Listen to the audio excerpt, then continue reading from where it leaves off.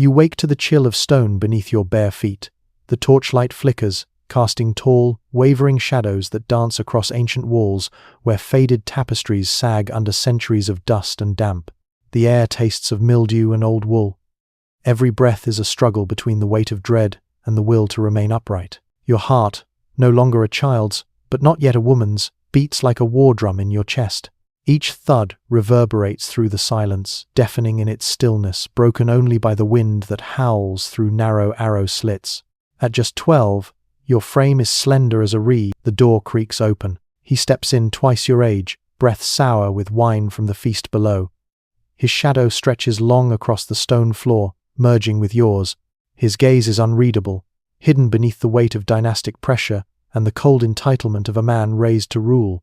This is no fairy tale. No garlands, no doves. This is your wedding night. You are not a wife. Not yet. But you are no longer allowed to be a girl either. What happens in this room, in this silence soaked in power and pretense, will be watched not just by God, but by chambermaids stationed discreetly behind curtains, their ears primed for proof.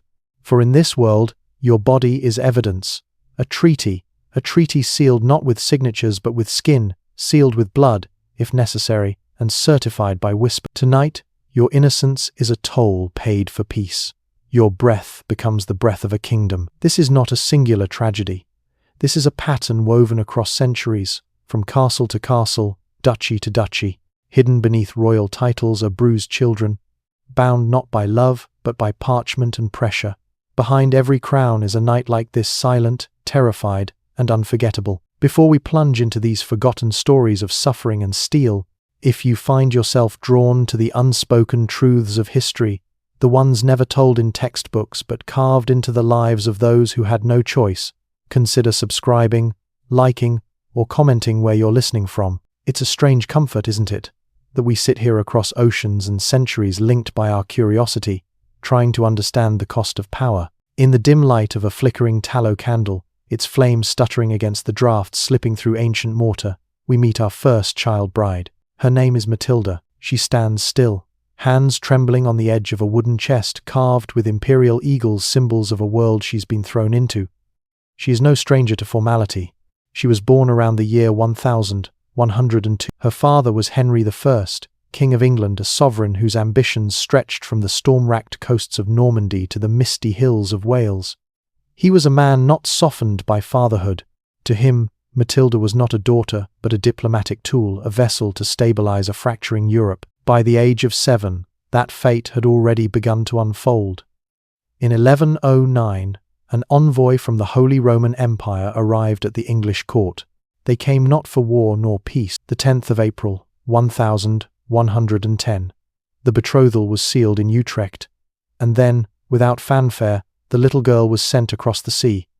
A crossing from childhood to something else. Germany greeted her not as a guest but as a symbol. She was placed in the care of Archbishop Bruno of Trier, where the air smelled of pine and smoke from iron forges.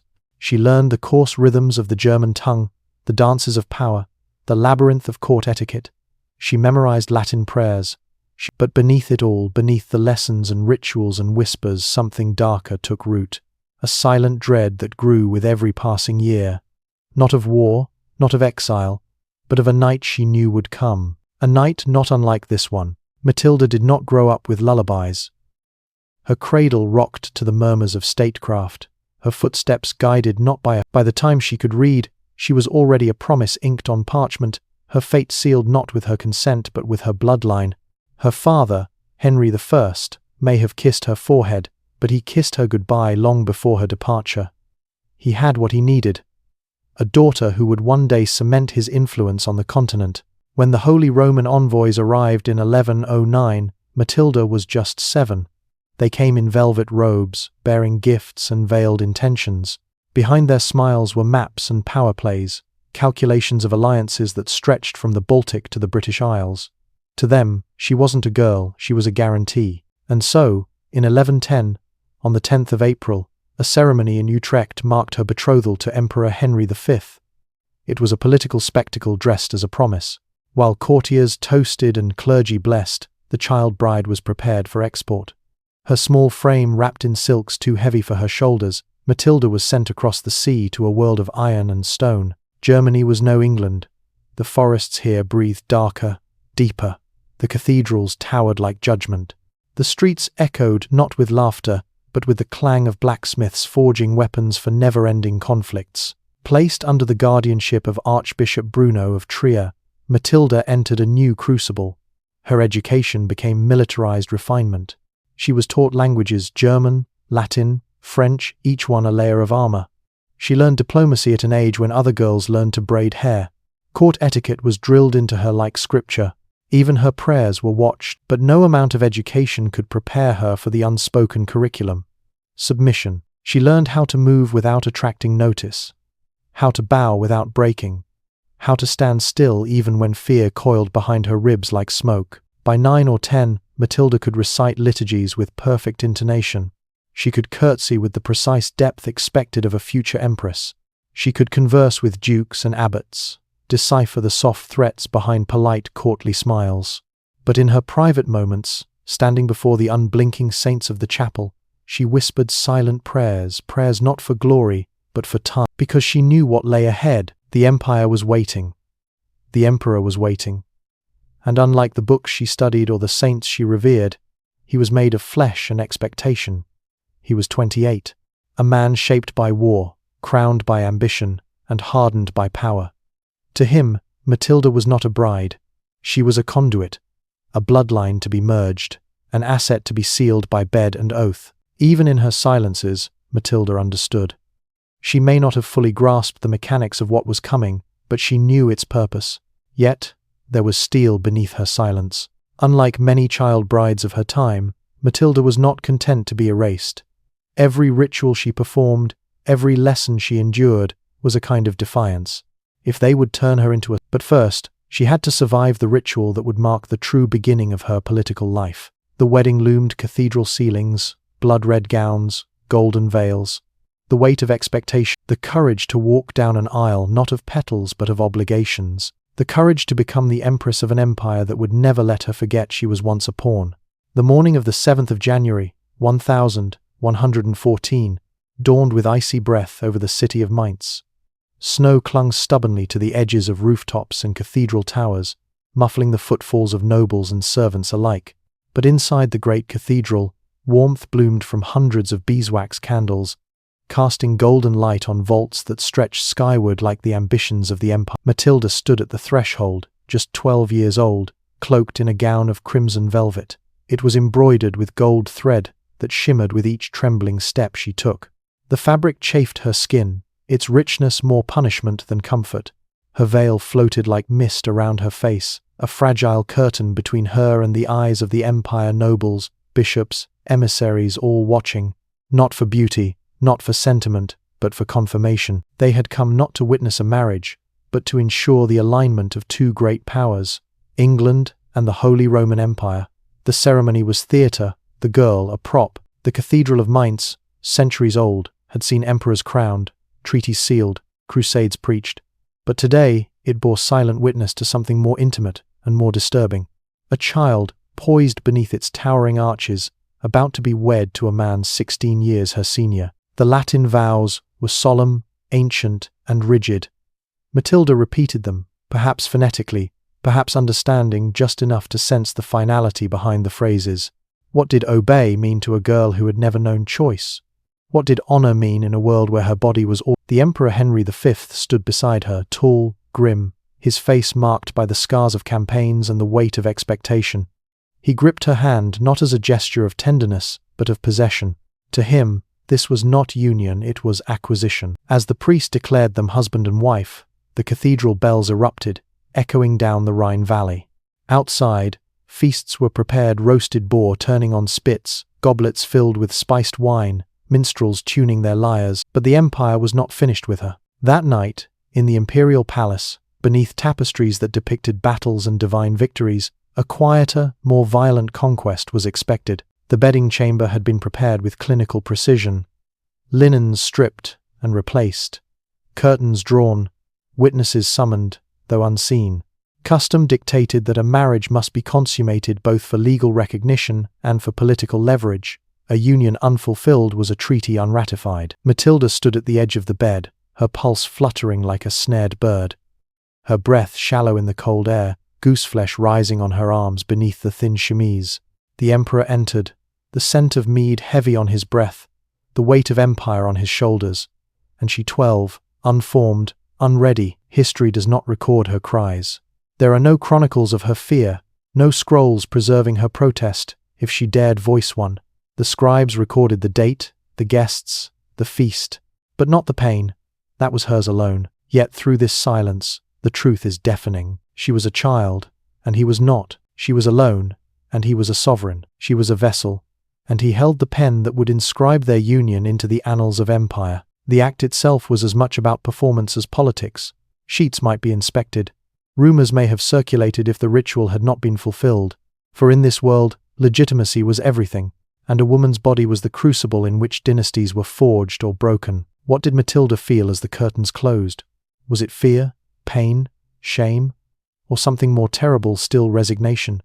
Did she pray, as so many girls did, to die quickly in childbirth, to be spared the humiliation of barrenness?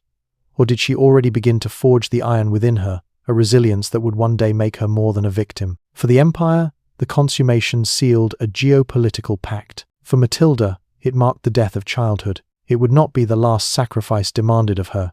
The imperial bed grew cold long before the emperor's death. For 11 years, Matilda wore the title of empress, yet the halls she walked were shadowed by a persistent emptiness.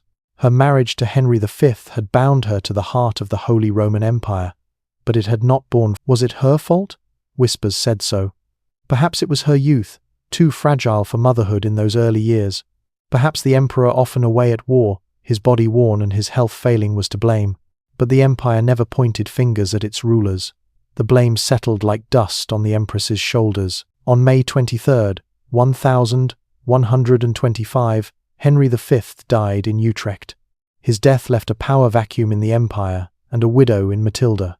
She was 23, still young, still childless, and suddenly displaced. The crown she wore was now symbolic, a gilded relic of a union that had failed to produce what it was. There was no soft return to England. Her journey back was not that of a triumphant queen, but of a quiet political liability. She came bearing a hollow title, empress, but no living testament to her role. Her hands, once expected to cradle an heir to the empire, were empty. In the courts of Normandy, she was received not with mourning but with measured calculation.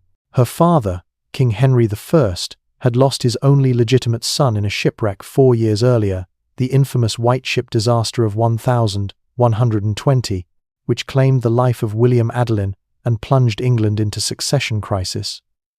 Now, all his ambitions were thrust upon a woman, a widow, a womb that had yet to prove itself. What power could she possibly hold? And yet, in this apparent failure, Matilda hardened.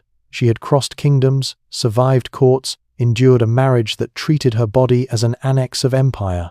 Now, with her husband dead and her womb untested, she stood at the center of Europe's most dangerous game, the English succession. Henry I, out of options and haunted by the ghost of his drowned son, still, their oaths rang hollow.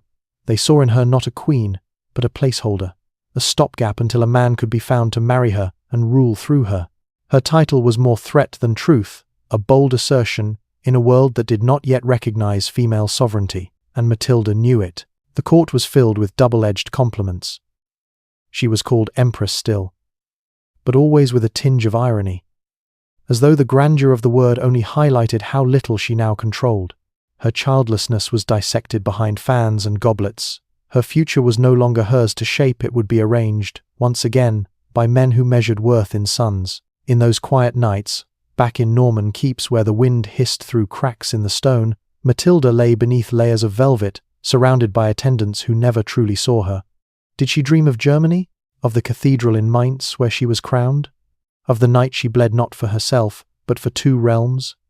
Did she wonder what had died inside her that day, the child, or the possibility of joy? Failure clung to her, but not like weakness. It was armor now. It insulated her from illusion. She no longer expected fairness.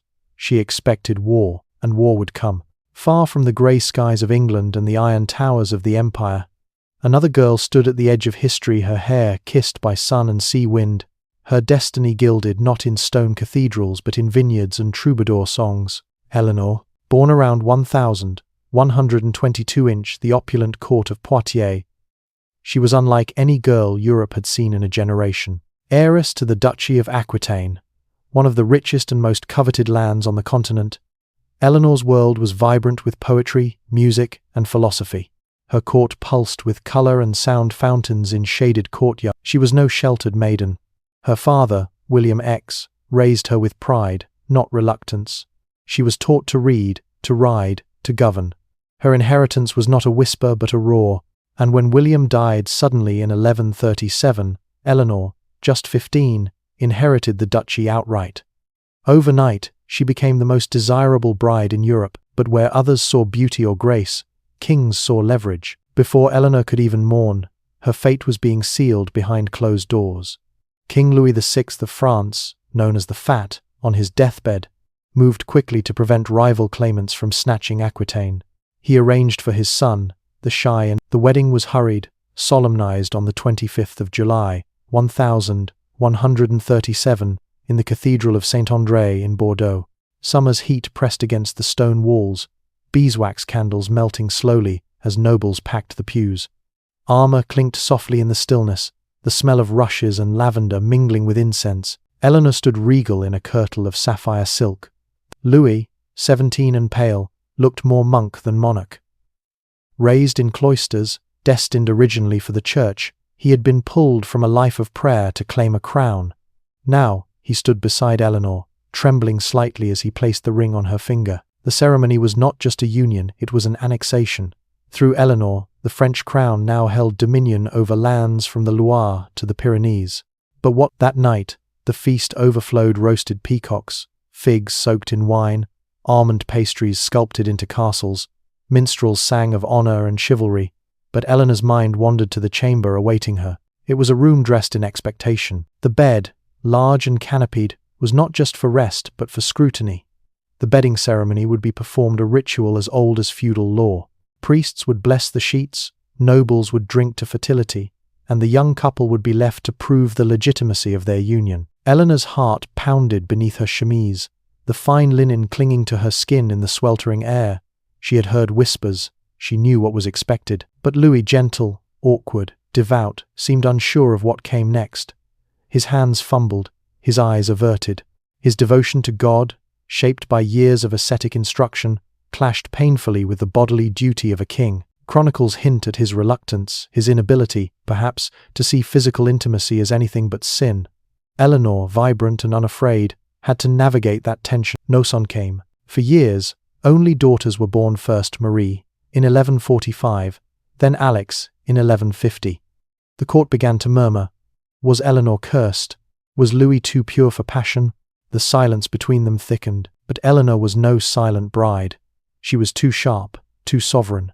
Her love of poetry and hawking clashed with Louis's piety and penitence.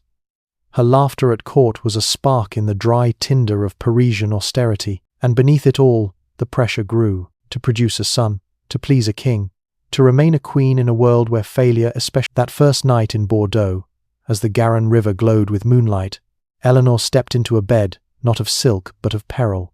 She would wear the crown of France, but the cost would come due, with interest. Dusk had fallen over Bordeaux, casting long shadows across the cathedral's stained glass and the river beyond, where lanterns bobbed like fireflies on the Garonne. The feast still rang with laughter, but Eleanor had left the hall, her sapphire gown trailing behind her like a comet's tail, the gold thread at its hem already heavy with the night's weight. In the upper chambers of the palace, attendants lit braziers to ward off the evening chill. The marriage bed stood at the center of the room, vast and curtained in crimson damask, its posts carved with lions and lilies. This was not a place for sleep, it was a stage. The bedding ceremony had begun. Priests sprinkled holy water along the bedframe.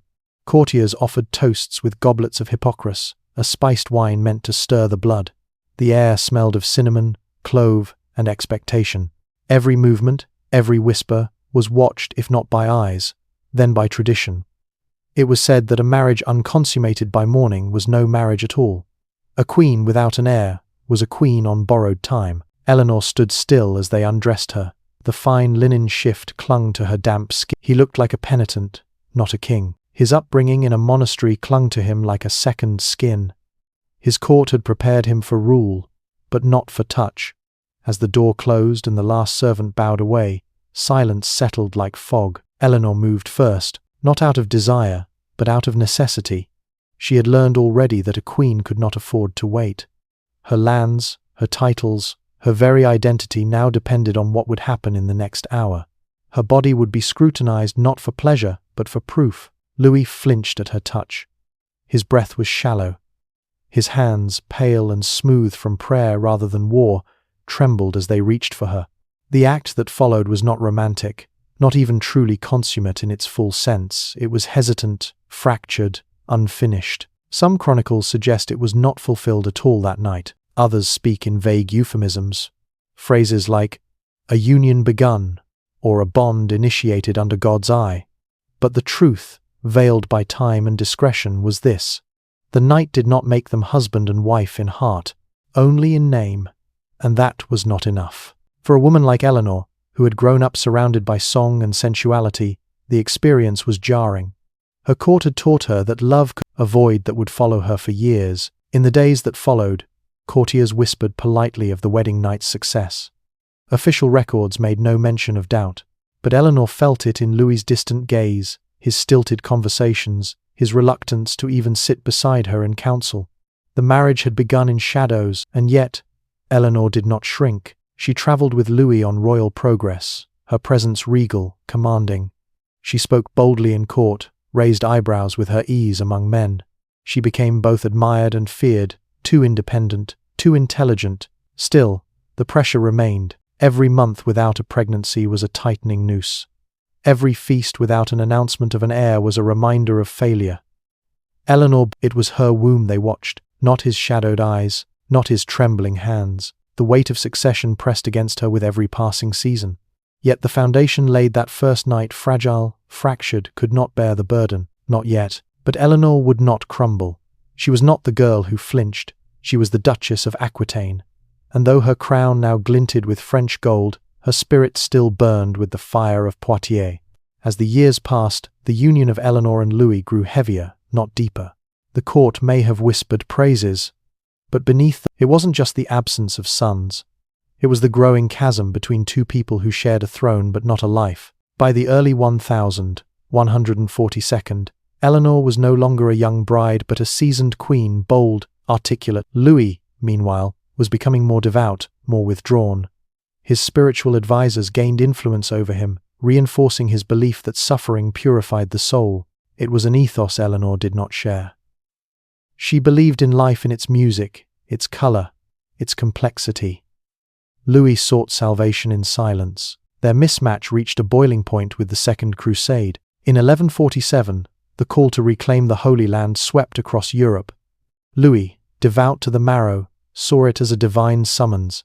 Eleanor, ever the strategist, saw something else, an opportunity to escape Paris, to redefine her role not just as queen, but as leader. She insisted on joining the expedition, not as a silent consort, but as a sovereign in her own right. After all, she was not only Queen of France, but Duchess of Aquitaine, with her own vassals, her own banner, her own army, and so, with thousands of troops and the papal blessing, they marched east king and queen, shoulder to shoulder in theory, miles apart in reality. The journey to Antioch was grueling. Disease, dissent, and poor logistics plagued the army. But it was in Antioch, the city of her uncle Raymond, that the true rupture began. Raymond of Poitiers, charismatic, cultured, a mirror of the world Eleanor had left behind in Aquitaine, welcomed them lavishly. Here, she was among people who spoke her language, who respected her intellect, who did not shrink from her strength. Here, she could breathe, and she stayed longer than Louis liked. Chronicles tell of her frequent meetings with Raymond, long dinners, private councils. Some accounts go further, suggesting intimacy. Whether there was truth to the rumors or not, they spread like wildfire. That Eleanor had fallen under Raymond's spell, that she refused to leave Antioch, that she had forgotten her duty. Louis, already stung by jealousy and religious guilt, reacted with fury. He forcibly removed Eleanor from Antioch, dragging her away from the one place she had felt truly herself in years. It was a public humiliation. On the long road back to France, the distance between them became irrevocable. They had no sons. Only daughters, one born before the crusade, another after. It was not enough. A queen was expected to provide heirs, not complement. By 1152, the fiction of their marriage had worn too thin. At Beaugency, near Orléans, a council of bishops convened. The official reason for annulment: consanguinity. They were too closely related by blood. A convenient excuse. Dozens of royal marriages ignored such ties. The truth was deeper, murkier. They were incompatible. Spiritually, intellectually, politically, emotionally. The marriage was annulled. Eleanor kept her lands, her title, and her freedom, and she did not linger. Within weeks, mere weeks, she married again, not to another aging monarch or pious prince, but to a rising power, Henry, Duke of Normandy, future King of England. It was a union forged not in incense and ceremony, but in fire and calculation. Eleanor was no longer a girl in sapphire silk or a queen sidelined by saints. She was a woman who had tasted power, felt its leash tighten, and found the blade to cut it free. Her years with Louis had taught her one thing: a queen without agency is a ghost in her own court. She would never be a ghost again. Eleanor was 30, newly divorced, newly independent, and newly dangerous. The court expected her to mourn, to retreat, to fade into a footnote of royal history. Instead, she took a pen, a crown, and a sword, and rewrote the rules. On May 18, 1152, barely 2 months after her annulment from Louis, Eleanor married Henry Plantagenet, Duke of Normandy and Count of Anjou. It was not just a marriage, it was a seismic shift in European. Henry was a decade younger, fiery and relentless, his ambitions as vast as his territories. Already laying claim to the English throne, he saw in Eleanor not just a duchess, but a partner in conquest. Their lands combined would stretch from the Scottish borders to the Pyrenees, a new empire in the making, later known as the Angevin Empire. They married in Poitiers, Eleanor's homeland. This time, she chose the chamber, the vows, the man. This time, she did not enter the marriage with trembling hands and whispered prayers. She entered it with strategy, with resolve, and with fire. Their union was not gentle. It was a tempest. Henry was brilliant but volatile. Eleanor, proud and unyielding. Together, they were a force of nature, two titans orbiting one another, sometimes colliding, sometimes conspiring, always calculating. Unlike her first marriage, this one bore fruit: 8 children, including 5 sons. Among them, the future Richard the Lionheart and King John. Her body, once doubted and dismissed by the French court, had now produced a dynasty, but motherhood did not soften her. It expanded her reach. She governed her own lands, she managed courtly life with precision. She continued to patronize poets and scholars, turning her court in Aquitaine into a hub of art, culture, and political intrigue. The courts of love, as they would later be called, became legendary, not merely for romance, but for their daring exploration of law. Eleanor was not just Queen of England. She was the beating heart of an empire. And yet, beneath her triumphs, a shadow lingered. The ghost of Bordeaux. That first wedding night, in the high summer heat, beneath the gaze of priests and knights, had left a scar. A memory of isolation in a gilded bed, of trembling before a boy king who could not meet her gaze, of being judged, blamed, and nearly discarded because her womb had not produced a son on command. That fear of being silenced, sidelined, sold, never left her. It became a kind of armor. Eleanor was never again anyone's possession, not even Henry's. And when, decades later, Henry's infidelities grew intolerable and their sons began to turn against him, she did the unthinkable. Henry crushed the revolt. Eleanor was captured and imprisoned, first under guard, then in near isolation. She remained confined for 16 years, a queen in name only, her influence smothered but never extinguished. When Henry died in 1189, her eldest surviving son, Richard, ascended the throne. His first act as king, to free his mother. She returned to court as Queen Dowager, but also as regent, advisor, diplomat. She arranged marriages, negotiated treaties, and steered the kingdom through tumult and succession. Even in her 70s, Eleanor was a political force greater than most men in her era, but her story always carried that echo. That night in Bordeaux, the silence of the bedchamber, the pressure of expectation, The cold draught against bare skin and the colder distance of a husband who would not see her. It did not break her. It built her. She had once been married to a king. Now she was mother to kings, architect of empires, and proof that a woman, crushed once by duty, could rise again not as bride or broodmare. Her bloodline was royal, her court influential, and her suitor, a man history would call the Conqueror, was the bastard son of a duke, William of Normandy. Born to a laundress and a duke, branded illegitimate from birth, William clawed his way to power through cunning and brutality. By his late 20s, he had subdued rebellious barons, stabilized Normandy, and turned his hungry gaze across the Channel. But first, he sought something even more elusive than a crown, a wife who could legitimize his rule. He set his sights on Matilda, daughter of Count Baldwin V of Flanders and Adela of France. Matilda was noble, educated, and of impeccable lineage. The match made political sense, but politics alone would not win her hand. According to later Norman chroniclers, who embroidered fact with legend, William proposed, and Matilda refused. Coldly, decisively. "I will not marry a bastard," she allegedly said. Whether those exact words passed her lips is uncertain. But the insult struck deep. The stories diverge from there. Some claim William rode to Bruges, dragged Matilda off her horse by her hair, and beat her in the street before storming away. Others suggest he merely confronted her, furious and humiliated. Either way, the tale served its purpose, to craft a mythology of dominance and submission, of man-taming woman, but historians today are skeptical. The story, with its theatrical violence and conveniently gendered message, reads more like propaganda than memory. It casts Matilda as a proud maiden who must be broken, a trope beloved by medieval scribes.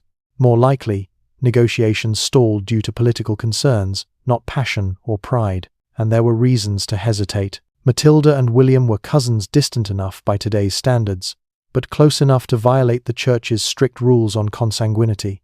Such marriages required papal dispensation. Without it, the union would be not just scandalous, but spiritually damning. In 1049, Pope Leo IX outright forbade the match at the Council of Reims.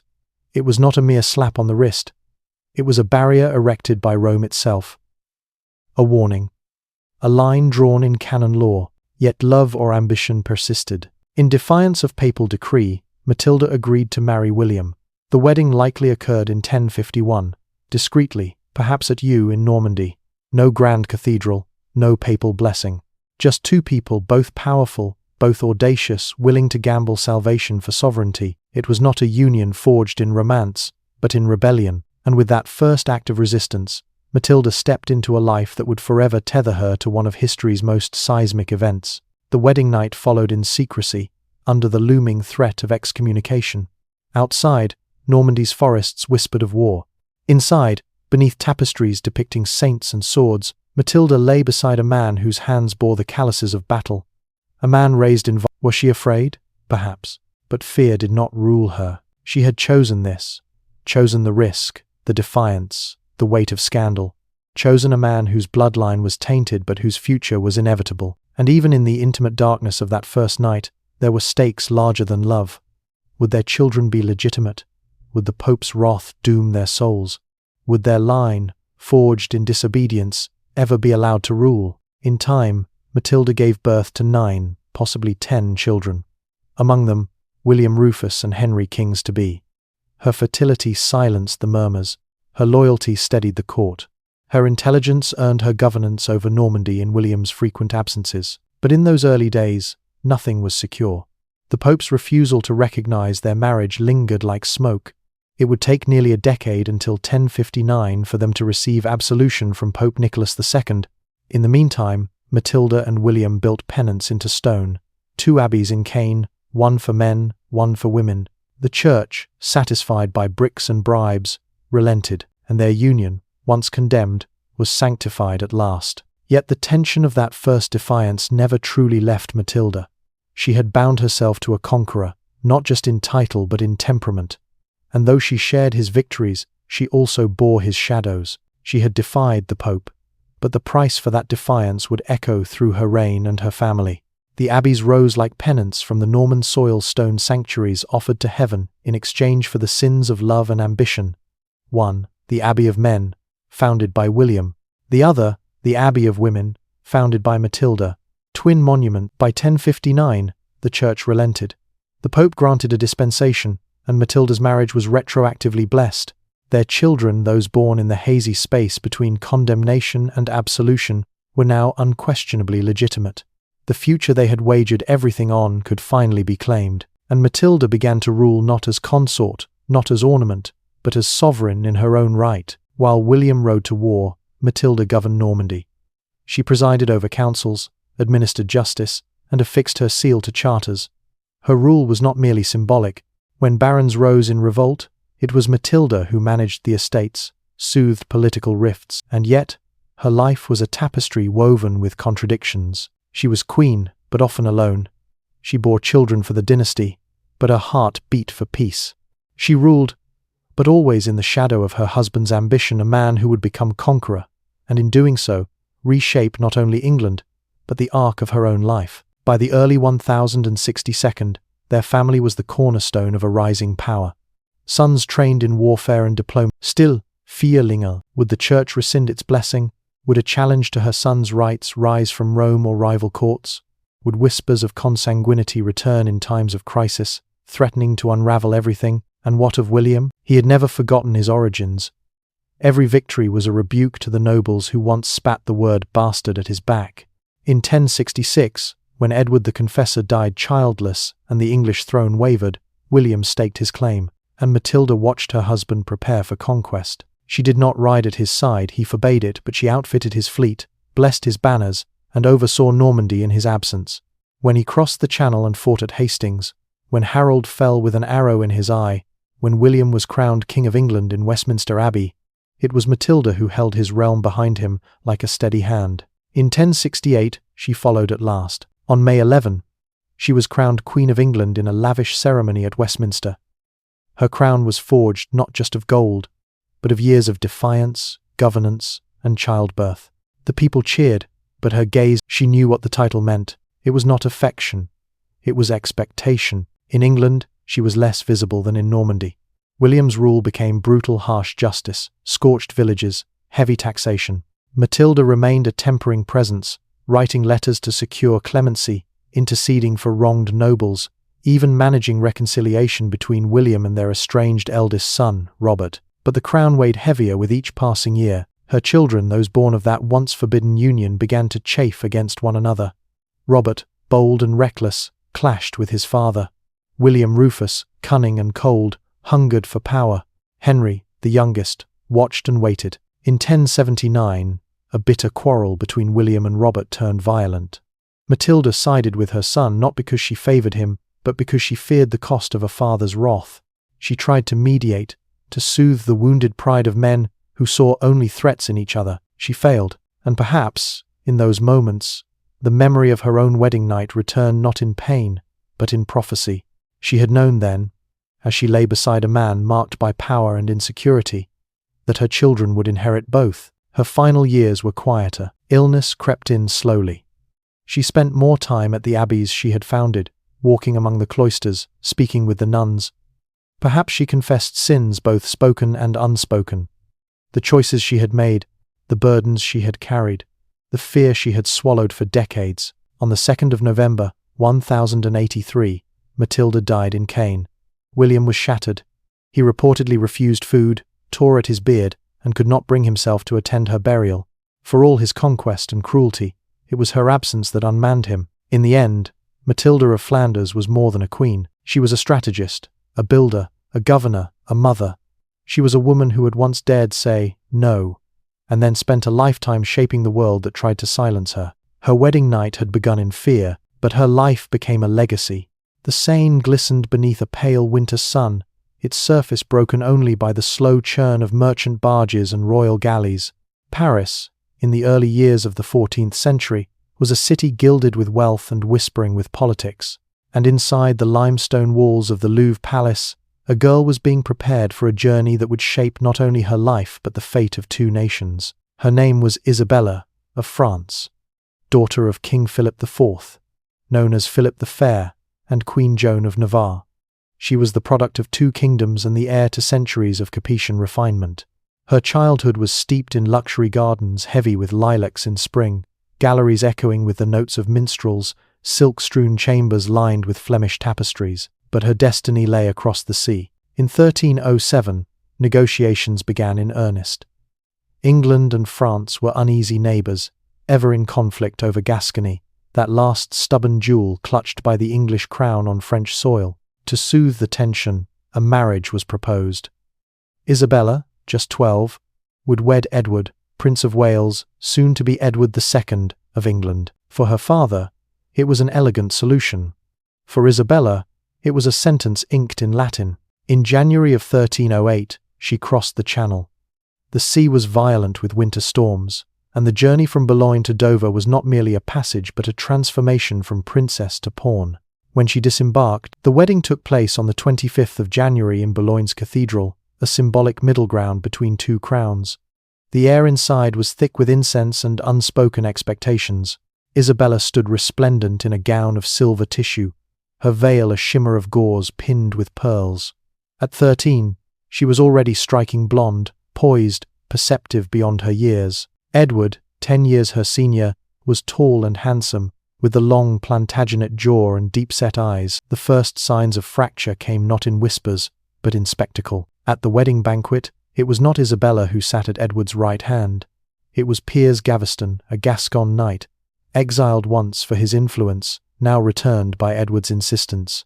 Lavish gifts, jewels, even lands were heaped upon him, while Isabella was left in the shadow of her own ceremony. The insult was not merely personal, it was political. Her French relatives, including her formidable uncle Charles of Valois, watched with growing outrage. Gaveston was no noble, he was not royal, and yet he occupied the place meant for a queen. Isabella had been brought here to seal peace, not to be humiliated before the eyes of Europe. That night, the bedding was performed. The bedchamber was warmed by glowing braziers, and the four-poster bed stood dressed in velvet and fur. Priests murmured blessings, courtiers toasted with mulled wine, and yet what unfolded behind the curtains was not passion nor consummation in any true sense. It was ritual, and it was empty. Chronicles suggest Edward was distant, perhaps unwilling. Some say he slept beside her out of duty, not. Still, she bore it with grace. She was, after all, a daughter of France. But grace would not protect her from scrutiny. From the moment she arrived in England, her body was watched for signs of pregnancy. Her presence was judged not by words or wit, but by the swelling of her belly. Months passed. No heir came. Rumours stirred. Was she barren, or was the king incapable or unwilling? In the court, Gaveston flourished.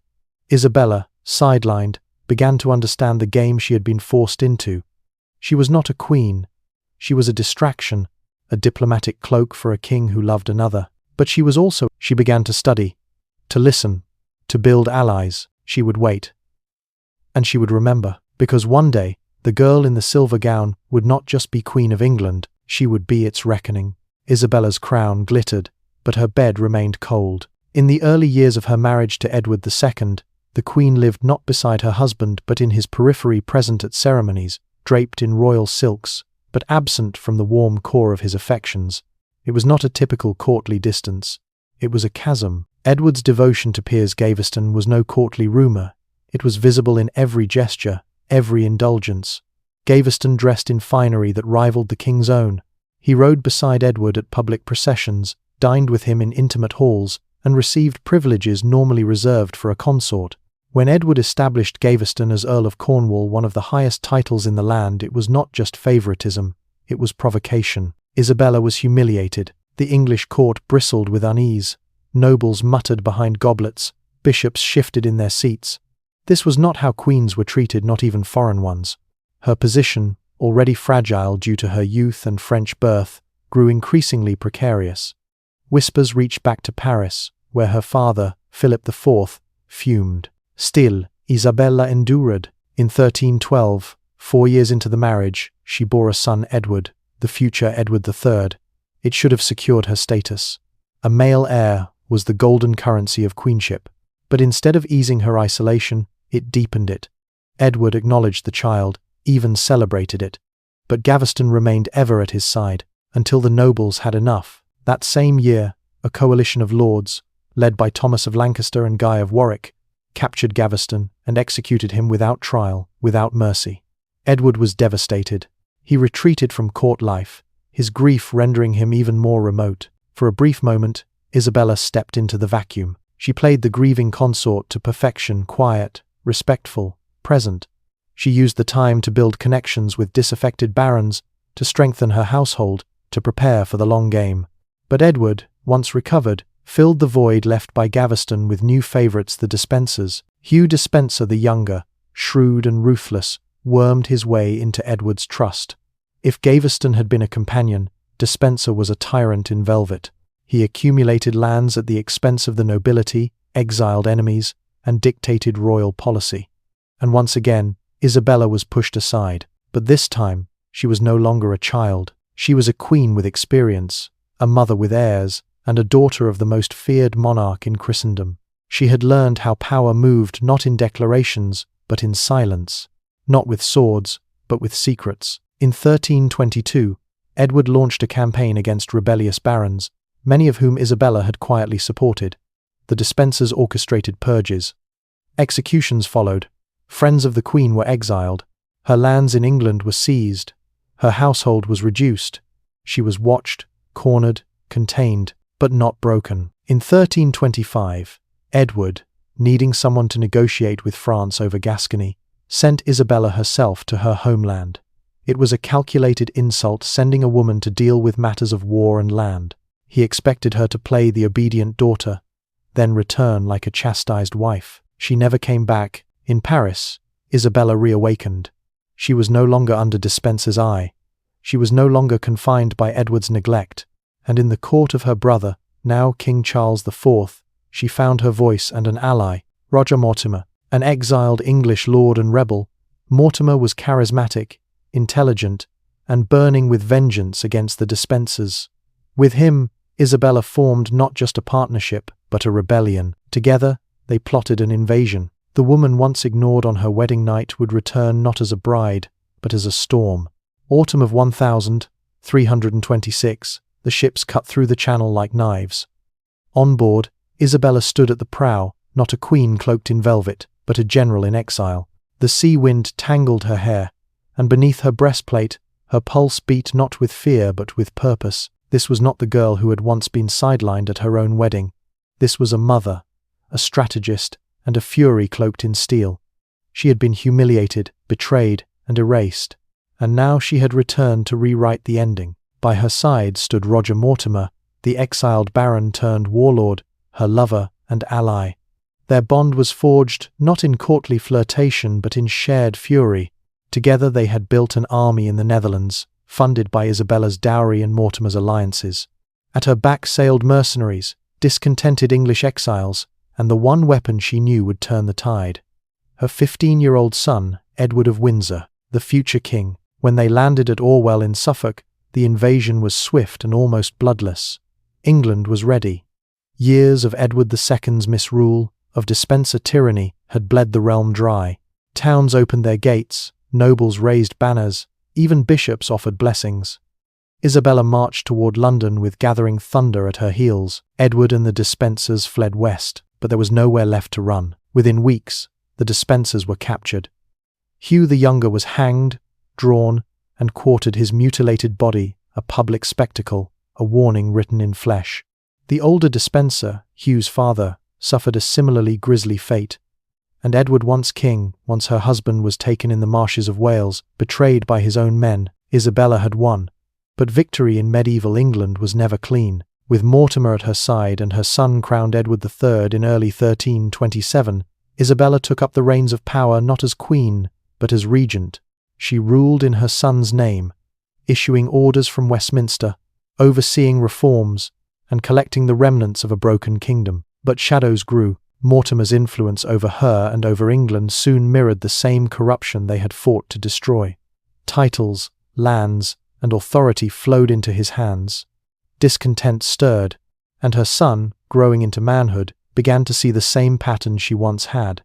A monarch overshadowed, a court dominated by a single favourite. By 1330, young Edward III had enough. On the night of the 19th of October, He and a small group of loyalists stormed Nottingham Castle, where Mortimer slept beside Isabella. The usurper was dragged away, tried, and executed. This time, there was no escape. Isabella was spared. She was not imprisoned, not banished, but she was quietly exiled from power. She retired to Castle Rising in Norfolk, her days filled with prayer, embroidery, and the distant echoes of a past that had once trembled beneath her boots. She lived for another 28 years. Her later days were marked by quiet influence. Her son, though scarred by her ambition, never turned against her. He consulted her in matters of state, visited on occasion, and granted her a royal pension. To the world, she remained the Dowager Queen. But behind the titles and veils, she was something more dangerous still, a woman who had survived. On the 22nd of August, 1358, Isabella died. She was buried in the Franciscan church at Newgate, her heart interred separately, near the body of Edward II. A curious gesture, perhaps an apology, perhaps a final assertion of control. Her wedding night had been an erasure, her reign a rebellion, but her legacy complex, ruthless, unforgettable, was wholly her own. In the gentle hills of Anjou, where vineyards shimmered in the early morning mist and the Loire wound its way like a silver thread through the land, Margaret was born into a world that still believed in chivalry, but had forgotten how brutal politics could be. The 23rd of March, 1430, daughter of René of Anjou and Isabella of Lorraine, a child of noble lineage, but raised in a court more poetic than powerful. Her father claimed multiple crowns, Naples, Jerusalem, Aragon, but held few in reality. What he lacked in armies, he gave in ideals. Books, music, the careful tutelage of a daughter who would one day be a queen. She was 15 when her name crossed the Channel. England and France were deep into the 100 Years' War. Battles came and went, Agincourt, Orléans, Formigny, but peace remained elusive. In 1444, as weariness settled on both kingdoms, a marriage was proposed to seal a truce. Margaret of Anjou would wed Henry VI of England. The match was not dazzling. There was no immense dowry. Only a modest 20,000 francs, and worse still, a bitter concession. The cession of Maine to the French. It was a quiet surrender dressed in bridal lace, but Margaret didn't flinch. She crossed the sea in April 1445, landing at Portsmouth. The English crowds cheered, charmed by her youth, her beauty, her dignity. The scent of salt and spring blossoms hung in the air as she rode inland. Her wedding was held on the 23rd of April at Titchfield Abbey, a small, humble Cistercian house, its whitewashed stones glowing in the soft light. Henry VI was 23, pious, soft-spoken, fragile. His fingers were more familiar with psalters than swords. His mind, scholars would later say, teetered on the edge of divine abstraction and mortal confusion. He was no warrior. He was no king in the mould of Edward or Richard, but he was kind, and Margaret, raised in courts that valued dignity over dominance, may have hoped that kindness would be enough. Their wedding was modest, gentle. The abbey's nave was draped in white samite. Margaret wore embroidered satin, her dark hair braided with pearls, her every movement a study in poise.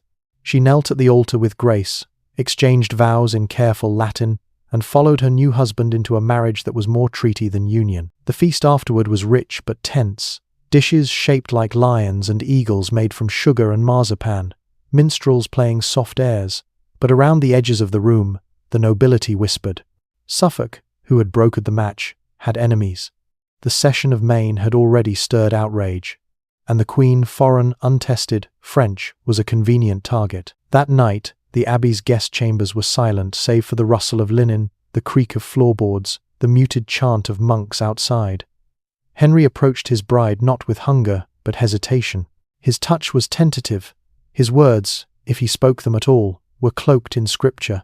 The scent of beeswax and dried rosemary hung in the air like an omen. There is no record of passion, only duty. For Margaret, it was not fear of violence that coloured that first night, but fear of absence. She had crossed into a foreign land, married a man she barely knew, and now lay beside someone who seemed more saint than sovereign, more ghost than groom. Months passed, no pregnancy. Whispers grew. The court expected an heir. Margaret's body became a national obsession. Each meal, each movement was watched. Did she touch her stomach? Did she sleep more? Did she walk less? But the years passed, and still no child. In 1453, after 8 years of waiting, a son was born, Edward of Westminster. But the joy was shadowed by suspicion. Henry had fallen into catatonia months earlier. He didn't speak, didn't recognize his own courtiers. He certainly hadn't acknowledged Margaret's pregnancy. When Edward was born, Henry did not react, and so the whispers turned cruel. Was the boy truly Henry's? Was Margaret unfaithful? Was her son legitimate or a pawn in some French plot? Margaret, once shy and diplomatic, began to change. She had done everything asked of her. Played the obedient queen, the gracious foreigner, the hopeful bride. And yet still she was blamed, scorned for her womb, accused of manipulation, and threatened by baronial factions eager to see her replaced. So she made a decision. She would stop asking for power. She would take it. The boy had Henry's name, but none of his certainty. Edward of Westminster, born in a season of silence, became the eye of a storm before he could walk. From the moment his cries echoed through Westminster's stone halls, his legitimacy was questioned. Some whispered he was the son of Edmund Beaufort, Duke of Somerset, a close advisor to Margaret, and a man far more present than the king during her pregnancy. Others muttered that no child had been born at all, that a surrogate had been smuggled into the queen's chambers in secret. But Margaret knew the truth. And she knew the stakes. Her son was the future, the only tether between her fragile husband and the English throne. If Edward was not accepted, the realm would splinter. If he did not live, her life's work would collapse. So she defended him with the ferocity of a lioness, and herself with the resolve of a queen who no longer cared about approval. Henry's catatonia in 1453 marked a turning point, not just for the monarchy, but for Margaret. The king became a ghost wandering his own court, incapable of ruling, incapable of speech. Parliament scrambled for stability. Power fell into the hands of Richard, Duke of York, appointed protector of the realm. Margaret, sidelined yet again, recognized the pattern and refused to follow it. She began to gather support, quietly at first. Letters sent, alliances forged, gold exchanged. Those loyal to Lancaster, to her husband's line, rallied behind her. They saw her not as a meddling queen, but as the only voice left that could speak for the crown. When Henry briefly recovered in 1455, his first act was to reinstate Margaret and Somerset, displacing York. But the damage had already been done. The realm had tasted uncertainty, and the nobles had tasted power. That same year, the first battle of what would become the Wars of the Roses erupted at St. Albans. The blood of noblemen stained the cobbled streets. The realm was divided not by border, but by bloodline. York versus Lancaster, white rose versus red, and in the centre stood Margaret. She was no longer the girl who'd crossed the channel with scented gloves and embroidered satin. She was a mother who had cradled a child while others questioned his right to exist. A wife who had watched her husband vanish into prayer and madness. A queen who had spent years playing gracious guest in a country that never stopped calling her foreign. And now, she would fight. She raised armies. She summoned her allies in Wales and the north. She learned to speak in the language of generals and treasurers. She studied maps and treaties. She made decisions once reserved for kings. Her son, still a child, became her banner, and she, his shield. But war does not bend for hope. In 1461, at the Battle of Towton, fought in a blizzard so fierce the snow turned red, Margaret's forces were shattered. The Yorkists claimed victory. Edward, the eldest son of Richard of York, was crowned Edward IV. The Lancastrian court dissolved like frost in sunlight. Margaret fled to Scotland, then to France, her son in tow. Exiled, hunted, grieving, but not defeated. She had lost a kingdom, but not her fury. Years passed in exile. She negotiated, pleaded, persuaded. Kings ignored her, dukes doubted her, but she kept moving. In 1470, with Warwick the kingmaker at her side, an old enemy turned uneasy ally, she returned to England once more. For one final gamble, it would fail. The final act of Margaret of Anjou's long struggle was played out beneath blood-red banners and the weight of shattered hope. In 1470, the political tides turned briefly in her favour. Warwick, once her enemy, now disillusioned with Edward IV, switched sides and restored Henry VI to the throne. It was a hollow victory. The king, fragile, confused, spectral, was paraded like a puppet through London. His mind was gone, his will, long since broken. Margaret hesitated to return from France. She no longer trusted easy wins, but when she did, it was with her son Edward, now 17, tall, handsome, and burning with the fire she had nurtured for years. He was no longer a symbol, he was a sword. Together, they landed at Weymouth in April 1471, the same day that Edward IV crushed Warwick at the Battle of Barnet. The game was already tilting. Still, Margaret marched. She led her forces westward, hoping to join with loyalists in Wales. But Yorkist armies moved faster. On May 4th, at Tewkesbury, the Lancastrian hopes collided with Yorkist steel. It was a slaughter. The Battle of Tewkesbury was not long, but it was merciless. Edward of Westminster fought valiantly, shoulder to shoulder with his commanders. Margaret waited behind, the sounds of war trumpets, hooves, screaming steel echoing like the tolling of 1,000 dooms, then silence. Her son was dead. Accounts differ. Some say he was killed in battle, others that he was dragged before Edward IV and executed on the spot. But all agree, the heir to Lancaster, the child for whom Margaret had sacrificed everything, was gone. And with him, her purpose. She was captured that same day, dragged before the victorious Edward IV, stripped of power, mourning, her body still reeling from the chase, her mind frozen by grief. Her husband, Henry VI, was murdered in the Tower of London shortly after, a quiet death cloaked in royal convenience. The dynasty Margaret had bled for was gone, extinguished in a single season. She was imprisoned in the Tower for 4 years. The walls were high, but what kept her trapped was not stone, it was the void left by her son's absence. For the first time in her life, there was no one to protect, no throne to defend, no battle to prepare for, just silence, just memory. In 1475, the French King Louis XI negotiated her release. A ransom was paid. She returned to Anjou, not to court, not to ceremony, but to obscurity. Her days were spent in near poverty at Dampierre, a faded estate in the Loire Valley. The people who saw her there did not see a queen. They saw an old woman in mourning.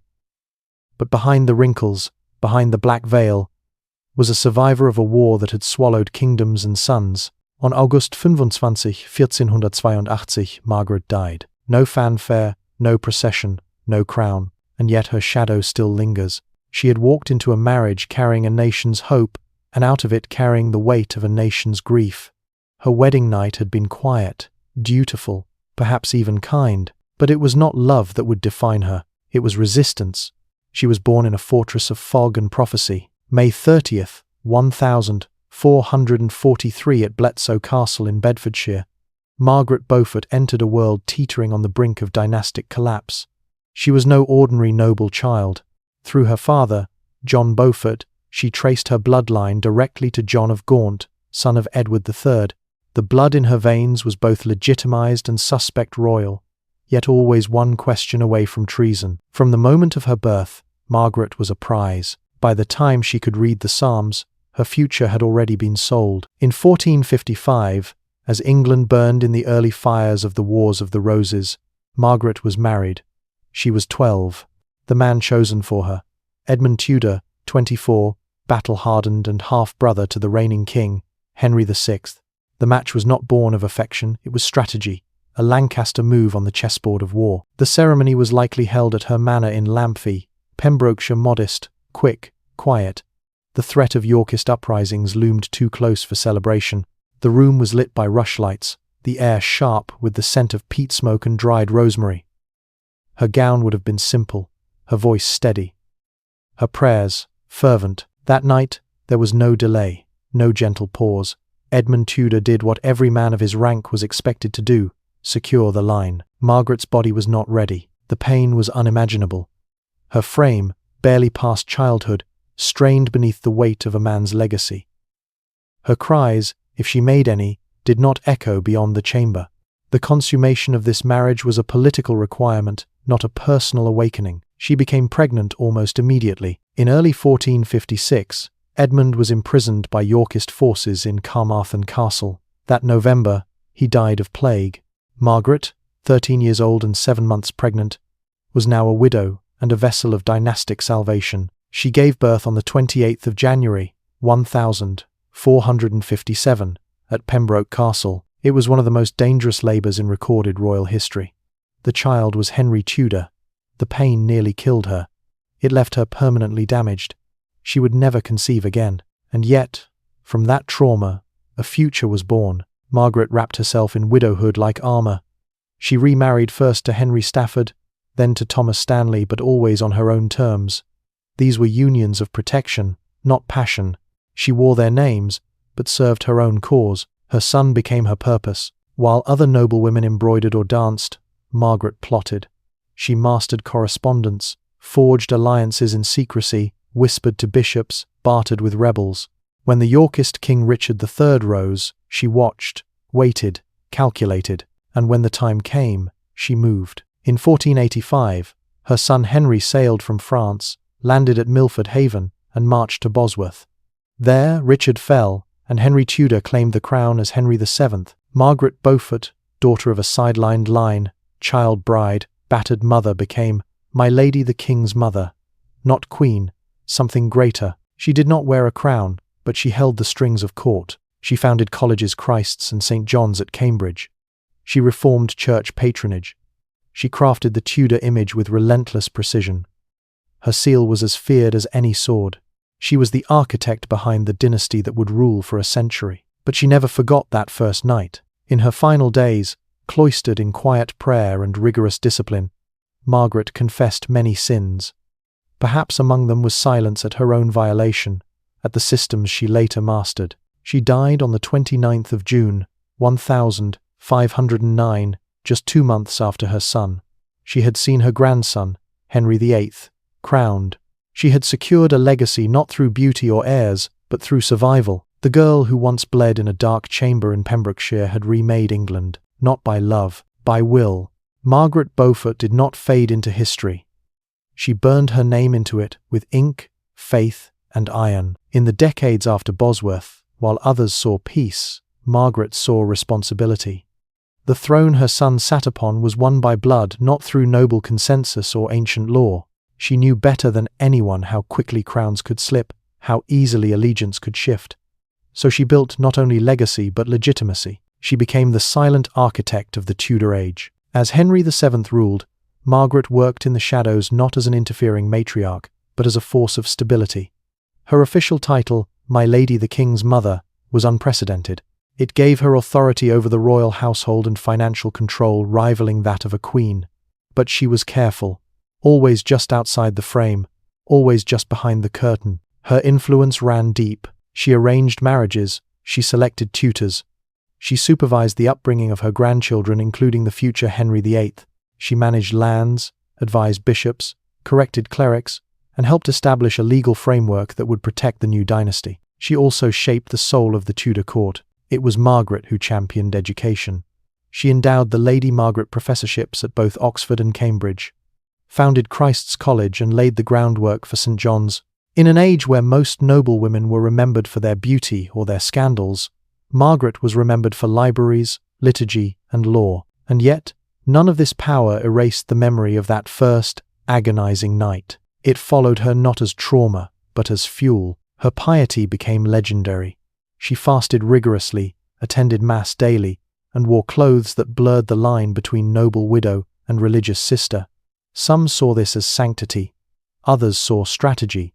Perhaps it was both. Her faith was a fortress. In it, she found a way to reconcile power with pain.